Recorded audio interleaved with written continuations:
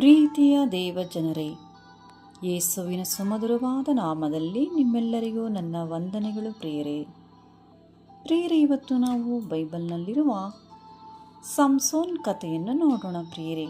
ಹಾಗಾದರೆ ನೀವು ಇದೇ ಮೊದಲು ಸಾರಿ ಈ ವಿಡಿಯೋವನ್ನು ನೋಡುವುದಾದರೆ ಸಬ್ಸ್ಕ್ರೈಬ್ ಮಾಡುವುದನ್ನು ಮರೆಯಬೇಡಿ, ಬೆಲ್ ಬಟನನ್ನು ಪ್ರೆಸ್ ಮಾಡಿಕೊಳ್ಳಿ. ಬನ್ನಿ ಪ್ರಿಯರೇ, ವಿಡಿಯೋವನ್ನು ಸ್ಟಾರ್ಟ್ ಮಾಡೋಣ.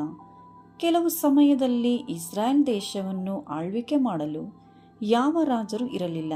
ಆಗ ಇಸ್ರಾಯೇಲ್ ಜನರು ಸರ್ವಶಕ್ತನಾದ ದೇವರಿಗೆ ವಿರುದ್ಧವಾಗಿ ಪಾಪ ಮಾಡಿದ್ದರಿಂದ ಅವರನ್ನು ದೇವರು ಫಿಲಿಷ್ಟಿಯರ ಕೈಯಲ್ಲಿ ಒಪ್ಪಿಸಿದರು. ಇದರಿಂದ ಫಿಲಿಷ್ಟಿಯರು ಇಸ್ರಾಯೇಲ್ ಜನರನ್ನು ತೊಂದರೆ ಕೊಡಲು ಶುರು ಮಾಡಿದರು. ಆ ಸಮಯದಲ್ಲಿ ಮಾನೋಹನನೆಂಬ ಒಬ್ಬ ವ್ಯಕ್ತಿ ಇದ್ದನು. ಅವಳ ಹೆಂಡತಿ ಸಂತಾನವಿರಲಿಲ್ಲ. ಆಗ ಒಂದು ದಿನ ಸರ್ವೇಶ್ವರನ ದೂತನು ದರ್ಶನವಾಗಿ ಅವಳಿಗೆ, ನೀನು ಗರ್ಭವತಿಯಾಗುವೆ ಹಾಗೂ ಒಬ್ಬ ಮಗನನ್ನು ಹೆರುವೆ. ಅವನು ದೇವರಿಗೆ ಪ್ರತಿಷ್ಠಿತನಾಗಿರುವನು. ಹಾಗೂ ನೀನು ದ್ರಾಕ್ಷಾರಸವನ್ನಾಗಲಿ ಬೇರೆ ಯಾವ ಮದ್ಯಪಾನವಾಗಲಿ ಕುಡಿಯಬಾರದು, ಹಾಗೂ ನಿಷಿದ್ಧವಾದ ಆಹಾರವನ್ನು ಮುಟ್ಟಬಾರದು ಎಂದು ಈ ಎಲ್ಲ ಮಾತುಗಳನ್ನು ಮಾನೋಹನನ ಹೆಂಡತಿ ಮಾನೋಹನನಿಗೆ ತಿಳಿಸಿದಳು. ನಂತರ ಮಾನೋಹನನು ಸರ್ವೇಶ್ವರನಲ್ಲಿ ಪ್ರಾರ್ಥಿಸಲು, ಓ ದೇವರೇ, ಹುಟ್ಟುವ ಮಗುವಿಗಾಗಿ ಮಾಡತಕ್ಕದ್ದೇನು ಎಂದು ಕೇಳಲು ಸರ್ವೇಶ್ವರನ ದೂತನು ಮಾನೋಹನನಿಗೆ ದರ್ಶನವಾಗಿ, ಹುಟ್ಟುವ ಮಗನ ತಲೆಯ ಮೇಲೆ ಕ್ಷೌರ ಕತ್ತಿಯನ್ನು ಇಡಬಾರದು, ಯಾಕೆಂದರೆ ಅವನು ಮಾತೃಗರ್ಭದಲ್ಲೇ ಸರ್ವೇಶ್ವರನಿಗೆ ಪ್ರತಿಷ್ಠಿತನಾದವನು ಎಂದು ಹೇಳಲು, ನಂತರ ದ್ರಾಕ್ಷಾರಸವನ್ನಾಗಲಿ ನಿಷಿದ್ಧ ಪದಾರ್ಥವನ್ನು ಕೂಡ ಊಟ ಮಾಡಬಾರದು ಎಂದು ತಿಳಿಸಿದರು. ಇದಾದ ಮೇಲೆ ಆ ಸ್ತ್ರೀಯು ಮಗನನ್ನು ಹೆತ್ತು ಅವನಿಗೆ ಸಂಸೋನನೆಂದು ಹೆಸರಿಟ್ಟಳು. ಹುಡುಗನು ದೊಡ್ಡವನಾದನು. ಆಗ ಸರ್ವೇಶ್ವರನ ಆಶೀರ್ವಾದವು ಅವನ ಮೇಲಿತ್ತು.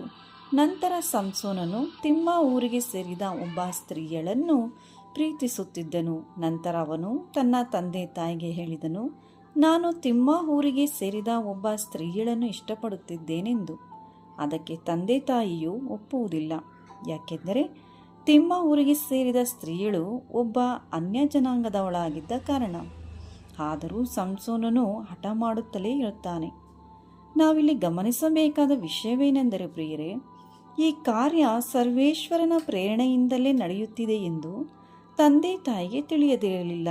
ನಂತರ ಸಂಸೋನನು ತನ್ನ ತಂದೆ ತಾಯಿಗಳನ್ನು ಕರೆದುಕೊಂಡು ತಿಮ್ಮ ಊರಿಗೆ ಹೊರಡುವ ದಾರಿಯ ಮಾರ್ಗದಲ್ಲಿ ಒಂದು ಪ್ರಾಯದ ಸಿಂಹವು ಗರ್ಜಿಸುತ್ತಾ ಅವನೆದುರಿಗೆ ಬಂದಿತು. ಆಗ ಸರ್ವೇಶ್ವರನ ಆತ್ಮವು ಅವನ ಮೇಲೆ ಪಕ್ಕನೆ ಬರಲು ಸಂಸೋನನು ಆ ಸಿಂಹವನ್ನು ಊತಮರಿಯೋ ಎಂಬಂತೆ ಸೀಳಿಬಿಟ್ಟನು. ನಂತರ ಅವನು ಊರೊಳಗೆ ಹೋಗಿ ಸ್ತ್ರೀಯನ್ನು ತುಂಬ ಮೆಚ್ಚಿಕೊಂಡು ನಂತರ ಅವಳ ಜೊತೆ ಮದುವೆ ಕೂಡ ಮಾಡುತ್ತಾನೆ ಪ್ರಿಯರೇ. ಸಂಸೋನನು ಮದುವೆಯಾದ ನಂತರ ಒಂದು ದಿವಸ ಪ್ರಿಯರೇ, ಸಂಸೋನನು ದೊಡ್ಡ ಔತಣವನ್ನು ಸಿದ್ಧ ಮಾಡುತ್ತಾನೆ. ಹಾಗೂ ಅಲ್ಲಿರುವ 30 ಮಂದಿಯನ್ನು ಆರಿಸಿಕೊಂಡು ಅವನ ಜೊತೆಯಲ್ಲಿ ಇರಿಸುತ್ತಾನೆ. ಆಗ ಸಂಸೋನನು ಇವರಿಗೆ, ನಾನು ನಿಮಗೆ ಒಂದು ಒಗಟನ್ನು ಹೇಳುತ್ತೇನೆ. ನೀವು ಔತಣದ 7 ದಿವಸಗಳಲ್ಲಿಯೇ ಆ ಒಗಟನ್ನು ಹೇಳಿದರೆ ನಿಮಗೆ 30 ದುಪ್ಪಟಿಗಳನ್ನು 30 ವಿಶೇಷ ವಸ್ತ್ರಗಳನ್ನು ಕೊಡುವೆನು. ಹಾಗಾದರೆ ನಿಮ್ಮಿಂದ ಆಗದೆ ಹೋದರೆ ನೀವು ನನಗೆ 30 ದುಪ್ಪಟಿಗಳನ್ನು 30 ವಿಶೇಷ ವಸ್ತ್ರಗಳನ್ನು ಕೊಡಬೇಕು ಎಂದು ಹೇಳಿದನು. ಹಾಗೂ ತಿಂದು ಬಿಡುವಂಥದ್ದರಿಂದ ತಿನ್ನತಕ್ಕದ್ದು ದೊರಕಿತು. ಅದರ ಅರ್ಥ, ಆದರೆ ಸಂಸೋನನಿಗೆ ಗೊತ್ತಿತ್ತು ಇವರಿಗೆ ಒಗಟಿನ ಅರ್ಥ ಹೇಳುವುದಕ್ಕೆ ಆಗುವುದಿಲ್ಲವೆಂದು. ನಂತರ ಈ ಒಗಟಿನ ಅರ್ಥ ತಿಳಿಯದ ಕಾರಣ ಅವರು ಸಂಸೋನಿನ ಹೆಂಡತಿಯನ್ನು ಕರೆದು, ನಿನ್ನ ಗಂಡನನ್ನು ಮರುಗೊಳಿಸಿ ಅವನಿಂದ ಒಗಟಿನ ಅರ್ಥವನ್ನು ತಿಳಿದುಕೊಂಡು ನಮ್ಮ ಹತ್ತಿರ ಹೇಳಲಿಲ್ಲವಾದರೆ ನಾವು ನಿನ್ನನ್ನು ನಿನ್ನ ತಂದೆಯೂ ಹಾಗೂ ಮನೆಯನ್ನು ಬೆಂಕಿಯಲ್ಲಿ ಸುಟ್ಟು ಬಿಡುವೆವು ಎಂದು ಹೇಳಿದರು. ನಂತರ ಸಂಸೋನಿನ ಹೆಂಡತಿ ಅವನ ಮುಂದೆ ಅಳುತ್ತಾ, ನೀನು ನನ್ನನ್ನು ಪ್ರೀತಿಸುವುದಿಲ್ಲ, ನನ್ನ ಜನರಿಗೆ ಒಗಟನ್ನು ಹೇಳಿದ್ದೀಯಲ್ಲ, ಅದರ ಅರ್ಥವನ್ನು ನನಗೆ ತಿಳಿಸಲಿಲ್ಲವಲ್ಲ ಎಂದು ಹೇಳಿದಳು. ಆಗ ಸಂಸೋನನು, ನನ್ನ ತಂದೆ ತಾಯಿಗೆ ಈ ವಿಷಯವನ್ನು, ಅಂದರೆ ಒಗಟಿನ ವಿಷಯವನ್ನು ಹೇಳಲಿಲ್ಲ, ಹಾಗಾದರೆ ನಿನಗೇನು ಹೇಳಲಿ ಎಂದು ಉತ್ತರಿಸಿದನು. ಆಗ ಸಂಸೋನನು ಹೆಂಡತಿ 7 ದಿವಸಗಳು ಸಂಸೋನನ ಮುಂದೆ ಅಳುತ್ತಲೇ ಇರುತ್ತಾಳೆ ಪ್ರಿಯರೇ, ಹಾಗೂ ಪೀಡಿಸುತ್ತಲೇ ಇರುತ್ತಾಳೆ. ಆದ್ದರಿಂದ ಅವನು ಹೆಂಡತಿಯ ಹತ್ತಿರ ಆ ಒಗಟಿನ ಅರ್ಥವನ್ನು ಹೇಳುತ್ತಾನೆ. ನಂತರ ಅವಳು ಔತಣಕ್ಕೆ ಬಂದಿದ್ದ ತನ್ನ ಜನರಿಗೆ ಹೇಳಿದಳು. ಆಗ ಔತಣಕ್ಕೆ ಬಂದಿದ್ದ ಜನರು ಸಂಸೋನನ ಹತ್ತಿರ ಆ ಒಗಟಿನ ಅರ್ಥವನ್ನು ಹೇಳುತ್ತಾರೆ.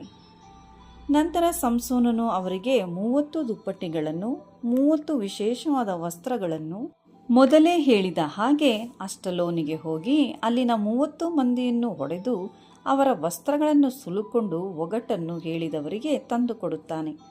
ಆಗ ಸಂಸೋನನು ರೇಗಿದವನಾಗಿ ತನ್ನ ತಂದೆಯ ಮನೆಗೆ ಹೋದನು. ಇತ್ತ ಸಂಸೋನನ ಹೆಂಡತಿಯನ್ನು ಆ 30 ಮಂದಿಯಲ್ಲಿ ಒಬ್ಬನಿಗೆ ಸ್ನೇಹಿತನಾಗಿದ್ದವನಿಗೆ ಮದುವೆ ಮಾಡಿಕೊಡುತ್ತಾರೆ. ನಂತರ ತನ್ನ ಹೆಂಡತಿಯನ್ನು ನೋಡಲು ಹೋಗಿದ್ದನು. ಅಲ್ಲಿ ಆಕೆಯ ತಂದೆ ನನ್ನನ್ನು ನನ್ನ ಹೆಂಡತಿಯ ಹತ್ತಿರ ಒಳಗೆ ಕೋಣೆಗೆ ಹೋಗಲು ಬಿಡಿ ಎಂದು ಹೇಳಿದನು. ಆದರೆ ಅವರು ಕೋಣೆಗೆ ಹೋಗಲು ಬಿಡಲಿಲ್ಲ. ಹಾಗೂ ಸಂಸೋನಿನ ಹತ್ತಿರ ಹೇಳಿದರು, ನಾನು ನಿನ್ನ ಹೆಂಡತಿಯನ್ನು ನಿನ್ನ ಸ್ನೇಹಿತರಲ್ಲಿ ಒಬ್ಬನ ಜೊತೆ ಮದುವೆ ಮಾಡಿಸಿದೆನು ಎಂದು. ಹಾಗೂ ಅವಳಿಗೆ ಬದಲು ಅವಳ ತಂಗಿಯ ಜೊತೆ ಮದುವೆ ಮಾಡಿಕೊ, ಅವಳು ಸುಂದರಿಯಾಗಿದ್ದಾಳಲ್ಲ ಎಂದು ಹೇಳುತ್ತಾರೆ. ಅದಕ್ಕೆ ಸಂಸೋನನು ಬಹು ಕೋಪಗೊಂಡವನಾದನು. ನಂತರ 300 ನರಿಗಳನ್ನು ಹಿಡಿದು ಬಾಲಕ್ಕೆ ಬಾಲವನ್ನು ಸೇರಿಸಿ ಕಟ್ಟಿ ಅವುಗಳ ನಡುವೆ ಒಂದೊಂದು ಪಂಜನ್ನು ಸಿಕ್ಕಿಸಿ ಪಂಜುಗಳಿಗೆ ಬೆಂಕಿ ಹೊತ್ತಿಸಿ ಆ ನರಿಗಳನ್ನು ಫಿಲಿಷ್ಟಿಯರ ಪೈರುಗಳಲ್ಲಿ ಬಿಟ್ಟನು. ಆಗ ಫಿಲಿಷ್ಟಿಯರ ಎಲ್ಲ ಪೈರುಗಳು ನಾಶವಾದವು ಪ್ರಿಯರೇ. ಆಗ ಫಿಲಿಷ್ಟಿಯರಿಗೆ ಗೊತ್ತಾಗಿತು, ಈ ಕೆಲಸವನ್ನು ಸಂಸೋನನೇ ಮಾಡಿದ್ದಾನೆ ಎಂದು. ತಿಳಿದು ಆಕೆಯನ್ನು ಆಕೆಯ ತಂದೆಯನ್ನು ಬೆಂಕಿಯಲ್ಲಿ ಸುಟ್ಟುಬಿಟ್ಟರು. ಇದರಿಂದ ಇನ್ನೂ ಹೆಚ್ಚಾಗಿ ಸಂಸೋನನು ಕೋಪಗೊಂಡನು. ಹಾಗೂ ಸಂಸೋನನು ಅವರಿಗೆ, ನೀವು ಹೀಗೆ ಮಾಡಿದ್ದರಿಂದ ನಾನು ನಿಮಗೆ ಮುಯ್ಯಿ ತೀರಿಸುವುದೇ ಬಿಡುವುದಿಲ್ಲ ಎಂದುಕೊಂಡನು. ಪ್ರಿಯರೇ, ಸಂಸೋನನು ಸರ್ವೇಶ್ವರನಿಂದ ಪ್ರತಿಷ್ಠಿತನಾಗಿರುವ ಒಬ್ಬ ವ್ಯಕ್ತಿ, ಏಕೆಂದರೆ ದೇವರೇ ಅವನನ್ನು ಆರಿಸಿಕೊಂಡಿದ್ದರು. ಹಾಗೂ ಅವನ ಜೀವನದಲ್ಲಿ ಒಬ್ಬ ಸ್ತ್ರೀಯು ಬಂದು ಅವನ ಜೀವನವನ್ನೇ ನಾಶ ಮಾಡಿದಳು. ಇದೇ ರೀತಿ ಪ್ರಿಯರೇ, ಕೆಲವು ಜನರು ದೇವರಾತ್ಮವನ್ನು ಹೊಂದಿಕೊಂಡು ದೇವರ ಕೆಲಸವನ್ನು ಮಾಡುತ್ತಾರೆ, ಆದರೆ ಅವರ ಜೀವನದಲ್ಲಿ ಏನಾದರೂ ಒಂದು ಕಮ್ಮಿಯಾಗಿರುತ್ತದೆ. ಆದ್ದರಿಂದ ಸೈತಾನನು ಅವನ ಜೀವನದಲ್ಲಿ ನುಗ್ಗುತ್ತಾನೆ. ನಂತರ ಅವರಲ್ಲಿ ಇರುವ ಬಲಹೀನತೆಯನ್ನು ನೋಡಿ ಅವರ ಜೀವನವನ್ನೇ ನಾಶ ಮಾಡಿಬಿಡುತ್ತಾನೆ.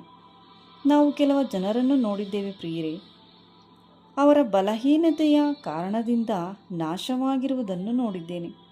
ಅದರಲ್ಲಿ ದುಡ್ಡು, ಸ್ತ್ರೀಯರ ಸಹವಾಸ ಇದೇ ಮುಖ್ಯವಾದ ಕಾರಣವಾಗಿರುತ್ತದೆ.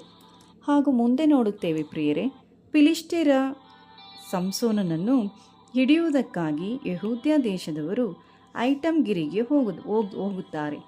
ಆಗ ಸಂಸೋನನಿಗೆ ಫಿಲಿಷ್ಟಿಯರು ನಮ್ಮ ಮೇಲೆ ದೊರೆತನ ಮಾಡುತ್ತಿದ್ದಾರೆಂಬುದು ನಿನಗೆ ಗೊತ್ತಿಲ್ಲವೋ ಎಂದು ಹೇಳಲು, ಸಂಸೋನನು ಅವರಿಗೆ, ನನ್ನನ್ನು ಕಟ್ಟಿ ಫಿಲಿಷ್ಟಿಯರ ಕೈಯಲ್ಲಿ ಒಪ್ಪಿಸಿ ಎಂದು ಹೇಳಿದ ತಕ್ಷಣ ಸರ್ವೇಶ್ವರನ ಆತ್ಮವು ಅವನ ಮೇಲೆ ಹಿಡಿದು ಬರಲು ಅವನ ರೆಟ್ಟೆಗಳ ಸುತ್ತಲೂ ಕಟ್ಟಿದ ಹಗ್ಗಗಳು ಸುಟ್ಟ ಸೆಣಬಿನ ಹಾಗಾದವು. ಕೈಗೆ ಹಾಕಿದ ಬೇಡಿಗಳು ಕಳಚಿ ಬಿದ್ದವು. ನಂತರ ಅಲ್ಲಿ ಒಂದು ಕತ್ತೆಯ ದವಡೆ ಎಲುಬು ಬಿದ್ದಿತ್ತು. ಅದರಿಂದ 1000 ಜನರನ್ನು ಹೊಡೆದು ಹಾಕಿದನು. ಇದಾದ ನಂತರ ಸಂಸೋನನು ಗಾಜ ಎಂಬ ಊರಿಗೆ ಹೋದನು. ಅಲ್ಲಿ ಇರುವ ಜನರಿಗೆ ಸಂಸೋನನು ಬಂದಿದ್ದಾನೆಂದು ತಿಳಿದು ಅವನನ್ನು ಹಿಡಿಯಲು ರಾತ್ರಿಯಲ್ಲಿ ಹೊಂಚು ಹಾಕುತ್ತಾರೆ, ಯಾಕೆಂದರೆ ಬೆಳಗಾಗುತ್ತಲೇ ಅವನನ್ನು ಹಿಡಿಯಬೇಕೆಂದಿದ್ದರು. ಆದರೆ ಸಿಂಸೋನನು ಮಧ್ಯರಾತ್ರಿಯಲ್ಲಿಯೇ ಊರ ಬಾಗಿಲಿನ ಕದಗಳನ್ನು, ಅದರ 2 ನಿಲುವು ಪಟ್ಟೆಗಳನ್ನು, ಹಗುಳಿಗಳನ್ನು ಕಿತ್ತು ಹೆಗಲ ಮೇಲೆ ಹೊತ್ತುಕೊಂಡು ಹೋಗಿ ಹೆಬ್ರೋನಿನ ಎದುರಿಗಿರುವ ಪರ್ವತದ ಶಿಖರದ ಮೇಲೆ ಇಡುತ್ತಾನೆ ಪ್ರಿಯರೇ. ನಂತರ ಸಂಸೋನನು ಸೋರೆಕ್ ತಂಗಿನಲ್ಲಿ ವಾಸವಾಗಿದ್ದ ದಲೀಲಿಯ ಎಂಬ ಸ್ತ್ರೀಯನ್ನು ಪ್ರೀತಿಸತೊಡಗಿದನು. ಇದನ್ನು ತಿಳಿದ ಫಿಲಿಷ್ಟಿಯ ಪ್ರಭುಗಳು ದಲೀಲಿಯ ಎಂಬಾಕೆಯಲ್ಲಿ ಹೇಳುತ್ತಾರೆ, ನೀನು ಅವನನ್ನು ಮರುಗೊಳಿಸಿ ಅವನ ಮಹಾಶಕ್ತಿಯ ಮೂಲ ಯಾವುದೆಂಬುದನ್ನು ತಿಳಿದುಕೊಂಡು ನಮ್ಮ ಹತ್ತಿರ ಹೇಳು ಎಂದರು. ನಂತರ ಅವರು, ನಮ್ಮಲ್ಲಿ ಪ್ರತಿಯೊಬ್ಬನೂ ನಿನಗೆ 1100 ರೂಪಾಯಿಗಳು ಕೊಡುವೆವು ಎಂದು ಹೇಳುತ್ತಾರೆ. ಇದಾದ ಬಳಿಕ ದಲೀಲಿಯ ಎಂಬವಳು ಸಂಸೋನನನ್ನು ನೋಡಿ, ನಿನಗೆ ಇಂತಹ ಮಹಾಶಕ್ತಿ ಹೇಗೆ ಬಂದಿತು? ನಿನ್ನನ್ನು ಕಟ್ಟಿ ಕುಂದಿಸುವುದು ಹೇಗೆ ಎಂಬುದನ್ನು ನನಗೆ ತಿಳಿಸು ಅನ್ನಲು ಅವನು ಕರುಳಿನ 7 ಹಸಿ ತಂತಿಗಳಿಂದ ನನ್ನನ್ನು ಕಟ್ಟಿದರೆ ನಾನು ಬಲಹೀನನಾಗಿ ಬೇರೆ ಮನುಷ್ಯನಂತಾಗುವೆನು ಎಂದು ಹೇಳಿದನು. ಆಗ ಫಿಲಿಷ್ಟಿಯ ಪ್ರಭುಗಳು ಅಂಥ 7 ಹಸಿ ತಂತಿಗಳನ್ನು ಅವಳ ಹತ್ತಿರ ತಂದುಕೊಟ್ಟರು. ಆಗ ಅವನನ್ನು ಕಟ್ಟಿ, ಸಂಸೋನನೇ, ನಿನ್ನ ಮೇಲೆ ಫಿಲಿಷ್ಟಿಯರು ಬಂದರು ಎಂದು ಕೂಗಿದಳು. ಅವನು ಬೆಂಕಿ ತಗುಲಿದ ಸೆಣಬಿನ ದಾರವನ್ನು ಎಂಬಂತೆ ಆ ತಂತಿಗಳನ್ನು ಹರಿದು ಬಿಟ್ಟನು. ಹೀಗೆ ಪ್ರಿಯರೇ, ಅವನ ಶಕ್ತಿಯ ರಹಸ್ಯವು ತಿಳಿಯದೇ ಹೋಯಿತು. ನಂತರ ದಲೀಲಿಯಳು ತಿರುಗಿ ಸಂಸೋನನಿಗೆ, ನೀನು ನನ್ನನ್ನು ವಂಚಿಸಿ ಸುಳ್ಳಾಡಿದಿ, ನಿನ್ನನ್ನು ಯಾವುದರಿಂದ ಕಟ್ಟಿ ಬಂಧಿಸಬಹುದು ಎಂಬುದನ್ನು ದಯವಿಟ್ಟು ನನಗೆ ತಿಳಿಸು ಎಂದಳು. ಅದಕ್ಕೆ ಸಂಸೋನನು, ಯಾವುದಕ್ಕೂ ಉಪಯೋಗಿಸದೆ ಹೊಸ ಹಗ್ಗಗಳಿಂದ ನನ್ನನ್ನು ಕಟ್ಟಿದರೆ ನಾನು ಬಲಹೀನನಾಗಿ ಬೇರೆ ಮನುಷ್ಯನಂತಾಗುವೆನು ಅಂದನು. ಆಗ ಅವಳು ಹೊಸ ಹಗ್ಗಗಳಿಂದ ಸಂಸೋನನನ್ನು ಕಟ್ಟಿದಳು. ನಂತರ ಅವಳು, ಸಂಸೋನನೇ, ಫಿಲಿಷ್ಟಿಯರು ಬಂದಿದ್ದಾರೆಂದು ಕೂಗಲು ಅವನೇ ತೋಳಗಳಿಗೆ ಕಟ್ಟಿದ ಹಗ್ಗಗಳನ್ನೋ ದಾರವನ್ನೋ ಎಂಬಂತೆ ಹರಿದು ಬಿಟ್ಟನು.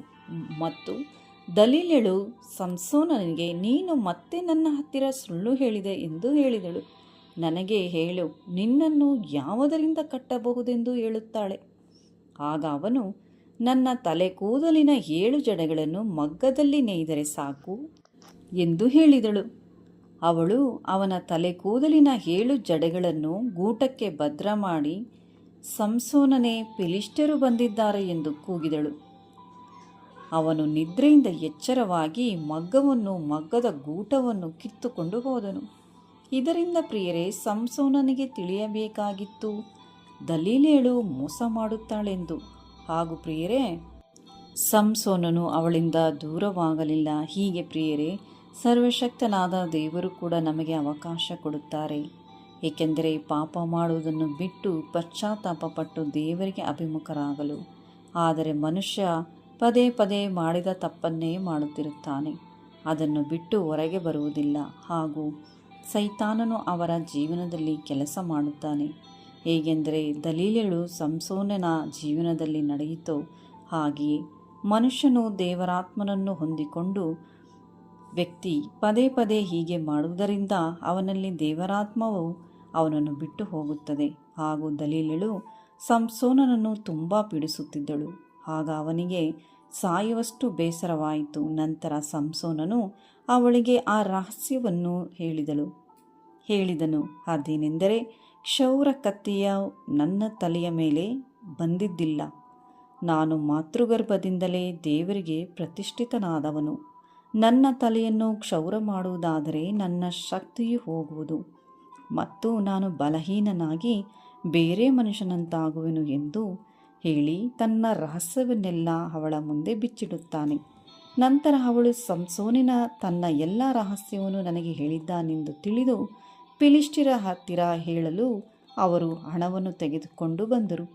ನಂತರ ಅವಳು ಅವನಿಗೆ ನಿದ್ರೆ ಹತ್ತಿದಾಗ ಒಬ್ಬ ಮನುಷ್ಯನಿಂದ ಅವನ ತಲೆಯ 7 ಜಡೆಗಳನ್ನು ಬೋಳಿಸಿ ಅವನನ್ನು ದುರ್ಬಲಪಡಿಸಿದಳು. ಅವನ ಶಕ್ತಿಯೂ ಹೋಯಿತು. ಆಗ ಅವಳು ಸಂಸೋನನೇ ಎಂದು ಹೇಳುವಾಗ ಫಿಲಿಷ್ಟಿಯರು ಬಂದಿದ್ದಾರೆಂದು ಕೂಗಲು ಅವನು ಎಚ್ಚರಗೊಂಡು, ಈಗಲೂ ನಾನು ಮೊದಲಿನಂತೆ ಎದ್ದು ಹೋಗುವೆನು ಅಂದುಕೊಂಡನು. ಆದರೆ ಪ್ರಿಯರೇ, ಸಂಸೋನನಿಗೆ ತಿಳಿಯಲಿಲ್ಲ ಸರ್ವೇಶ್ವರನ ಆತ್ಮವು ಅವನನ್ನು ಬಿಟ್ಟು ಹೋಗಿತ್ತೆಂದು. ಆಗ ಫಿಲಿಷ್ಟಿಯರು ಅವನನ್ನು ಹಿಡಿದು ಕಣ್ಣುಗಳನ್ನು ಕಿತ್ತು ಗಾಜಕ್ಕೆ ಒಯ್ದು ಕಬ್ಬಿಣದ ಬೇಡಿಗಳನ್ನು ಹಾಕಿ ಸೆರೆಮನೆಯಲ್ಲಿ ಬೀಸುವುದಕ್ಕೆ ಹಚ್ಚಿದರು. ಅಷ್ಟರಲ್ಲಿ ಅವನ ತಲೆಗೂದಲುಗಳು ಬೆಳೆಯಲು ಬಂದವು. ನಂತರ ಫಿಲಿಷ್ಟಿಯರು ತಮ್ಮ ದೇವರಾದ ದಾಗೋನನಿಗೆ ಮಹಾಯಜ್ಞವನ್ನು ಸಮರ್ಪಿಸಿ ಸಂತೋಷ ಪಡಬೇಕೆಂದು ಫಿಲಿಷ್ಟಿಯ ಪ್ರಭುಗಳು ಬಂದಿದ್ದರು. ಆಗ ಸಂಸೋನನಿಗೂ ಅಲ್ಲಿ ಕರೆದುಕೊಂಡು ಬಂದಿದ್ದರು. ಯಾಕೆಂದರೆ ಅವರು ಆನಂದದಿಂದ ಇರುವಾಗ ಅವನನ್ನು ನೋಡಿ ತಮಾಷೆ ಮಾಡುವುದಕ್ಕಾಗಿ ಸಂಸೋನನು ಸೆರೆಮನೆಯಿಂದ ಕರೆದುಕೊಂಡು ಬಂದರು. ಅಲ್ಲಿ ಸುಮಾರು 3,000 ಮಂದಿ ಸ್ತ್ರೀ ಪುರುಷರೇ ನೆರೆದಿದ್ದರು. ಆಗ ಸಂಸೋನನು, ಕರ್ತನೇ, ಸರ್ವೇಶ್ವರನೇ, ನಾನು ಮಾಡಿರುವ ತಪ್ಪನ್ನು ಕ್ಷಮಿಸಿ, ಯಾರು ನನ್ನ ಕಣ್ಣನ್ನು ಕಿತ್ತು ಹಾಕಿದರೋ, ಅಂದರೆ ಫಿಲಿಷ್ಟಿಯರು ಕಿತ್ತು ಹಾಕಿದರೋ ಅವರ ಮುಂದೆ ನನ್ನ ಎರಡೂ ಕಣ್ಗಳಲ್ಲಿ ಒಂದಕ್ಕೋಸ್ಕರವಾದರೂ ನಾನು ಅವರಿಗೆ ಮುಗಿಯುತ್ತೀರಿಸುವ ಹಾಗೆ ನನ್ನನ್ನು ಈ ಸಾರಿ ಬಲಪಡಿಸು ಎಂದು ದೇವರಲ್ಲಿ ಬೇಡಲು, ದೇವರಾತ್ಮನ ಅವನ ಮೇಲೆ ಬರಲು ಆಧಾರ ಸ್ತಂಭಗಳು ಎರಡು ಹೊತ್ತಿ ಹಿಡಿದುಕೊಂಡ ನಿಮಿತ್ತ ಆಧಾರ ಸ್ತಂಭಗಳು ಬಾಗಿಕೊಂಡು ಮನೆಯ ಅಧಿಪತಿಗಳ ಮೇಲೆಯೂ ಅಲ್ಲಿ ಬಂದಿದ್ದ ಎಲ್ಲ ಜನರ ಮೇಲೆಯೂ ಬಿದ್ದಿತು. ಅದರಿಂದ ಅಲ್ಲಿರುವ ಎಲ್ಲ ಜನರು ಸತ್ತು, ಹಾಗೆಯೇ ಸಂಸೋನನು ಕೂಡ ಸತ್ತು ಹೋದನು. ಹಾಗೂ ಜೀವದಿಂದಿದ್ದಾಗ ಕೊಂದ ಹಾಕಿದವರಿಗಿಂತ ಸಾಯುವಾಗ ಕೊಂದವರ ಸಂಖ್ಯೆಯೇ ಹೆಚ್ಚಾಗಿತ್ತು ಪ್ರಿಯರೇ. ನಂತರ ಸಂಸೋನನು ಮನೋಹನ ತಂದೆಯಾದ ಸಮಾಧಿಯಲ್ಲಿ ಸಮಾಧಿ ಮಾಡಿದರು ಪ್ರಿಯರೇ. ಹೀಗೆ ಸಂಸೋನನ ಚರಿತ್ರೆಯು ಅಂತ್ಯವಾಗುತ್ತದೆ. ಆದರೆ ಸರ್ವೇಶ್ವರನು ಸಂಸೋನನಿಗೆ ಮಹಾಶಕ್ತಿಯನ್ನು ನೀಡಿದ್ದನು, ಅದರ ಜೊತೆಗೆ ಆಜ್ಞೆಯನ್ನು ಕೂಡ ನೀಡಿದ್ದರು ಪ್ರಿಯರೇ. ಅದನ್ನು ಅವನು ನಡೆಸಬೇಕಿತ್ತು. ಆದರೆ ಪ್ರಿಯರೇ, ಸಂಸೋನನ ಸ್ತ್ರೀಯಳ ಸಹವಾಸ ಮಾಡಿ ಪಾಪದಲ್ಲಿ ಬಿದ್ದು ಹೋದನು. ಹಾಗೂ ದೇವರ ಅನುಗ್ರಹ ಕೂಡ ಕಳೆದುಕೊಂಡು ಹೋಗಿದವನಾಗಿದ್ದನು. ಪ್ರಿಯರೇ, ಸೈತಾನನು ನಮ್ಮ ಬಲಹೀನತೆಯನ್ನು ನೋಡಿಕೊಂಡು ನಮ್ಮ ಜೀವನದಲ್ಲಿ ನಷ್ಟಪಡಿಸುತ್ತಾನೆ. ಹಾಗಾದರೆ ಪ್ರಿಯರೇ, ನಮ್ಮ ಜೀವನದಲ್ಲೂ ಕೂಡ ಈ ರೀತಿಯಾದ ಬಲಹೀನತೆ ಇದೆಯಾ? ಇದರಿಂದ ನಮ್ಮನ್ನು ದೇವರಿಂದ ದೂರ ಮಾಡುತ್ತಾ?